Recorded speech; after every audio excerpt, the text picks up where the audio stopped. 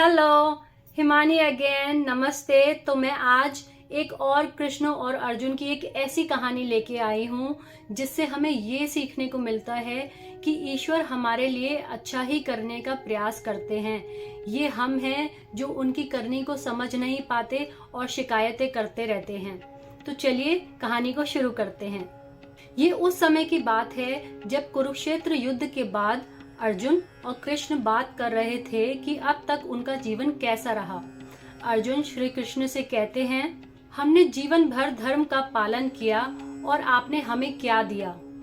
हमारे पूरे जीवन में 14 साल की कठिनाई, अज्ञातवास, सारे रिश्तेदारों का अंत और युद्ध, दुर्योधन अहंकारी होते हुए भी और कभी धर्म का पालन ना करने के बावजूद भी उसे जीवन भर आनंद लेने को मिला।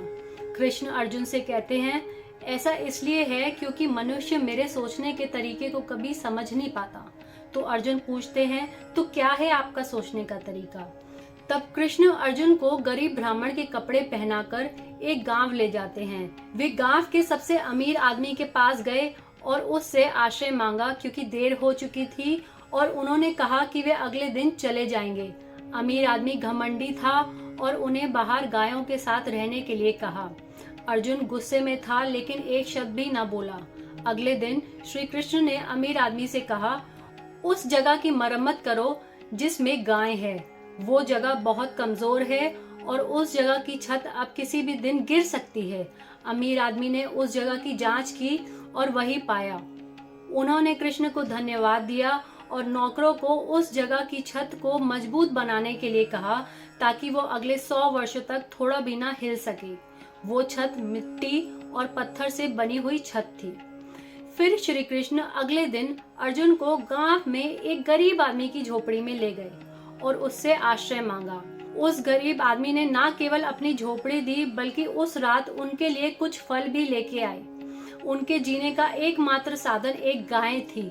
अर्जुन उनके आतिथ्य से खुश थे। अगले दिन जब सब सो रहे थे, कृष्ण अर्जुन को उस गाय के पास ले गए और उसे अपने हाथों से छुआ। गाय अगले पल मर गई। अर्जुन और कृष्ण महल में वापस चले गए। अर्जुन ने तब कृष्ण से कहा, यह है आपके सोचने का तरीका। उस अमीर आदमी की मदद करना जो घमंडी और मतलबी था, लेकिन उस गरीब आदमी के जीवन जीने का एकमात्र साधन को मार डाला जो इतना दयालु और अच्छा था। उस आदमी का एकमात्र साधन था उसकी गाय। कृष्ण ने मुस्कुराते हुए जवाब दिया, यह वही है जो मैंने कहा, तुम मेरे रास्तों को कभी नहीं जान पाओगे। उस इमारत की छत जहां गाय रहती थी, मैंने उस आदमी को इसलिए बनवाने के लिए कहा था क्योंकि कभी वहां एक राजा ने कुछ खजाना छुपाया हुआ था। अगर वो छत गिर गई होती तो उसे वह खजाना मिल जाता और वो अमीर आदमी इतना धन और पाने के बाद और ज्यादा घमंडी हो जाता। अब कृष्ण ने अर्जुन को सुनाई उस गरीब आदमी की कहानी। विधि के विधान ने ये लिखा था कि उस गरीब व्यक्ति के जीवन में एक मृत्यु अवश्य होगी।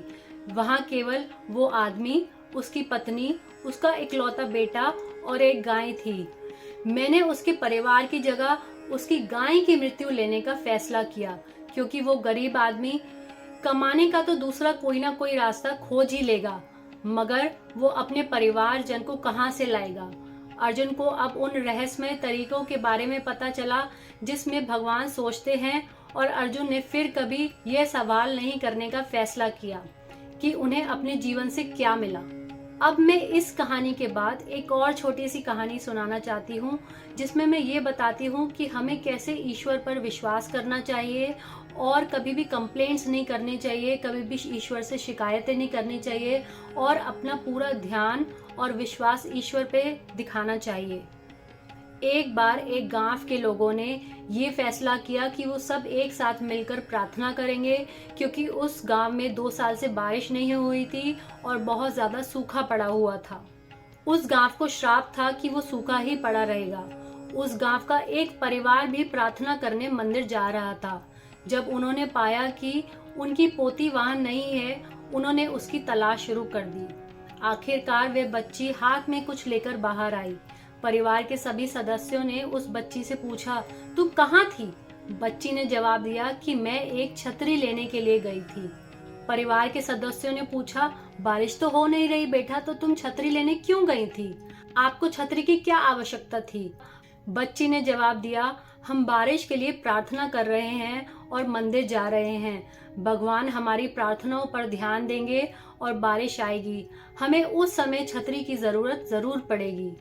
इसी को विश्वास यानी कि फेथ कहते हैं। तो इस वीडियो का सार ये है कि कृष्ण जी ने कहा, हम मनुष्य उनके सोचने के तरीकों को कभी समझ नहीं पाते और शिकायतें करते रहते हैं। पहले वो उस अमीर आदमी को और घमंड करने से बचाते हैं, क्योंकि वो घमंड करके और नेगेटिव कर्मा इकट्ठे करता। फिर वो उस गरीब आदमी के परिवार को बचाते हैं, उसके बेटे को बचाते हैं, उसकी बीवी को बचाते हैं और उस गरीब आदमी को खुद बचाते हैं और उन लोगों की जगह उनकी गाय के प्राण ले लेते हैं। हमें उस बच्चे की तरह पहले कृष्णा पे, भगवान पे, ईश्वर पे विश्वास करना होगा और इसी विश्वास से आगे बढ़ना होगा। कृष्ण ही सत्य हैं, कृष्ण ही अजर हैं और कृष्ण ही अमर हैं। उनकी लीला हमारी समझ से बाहर है। इसी के साथ राधे राधे और जय Shri Krishna. Thanks for watching this video.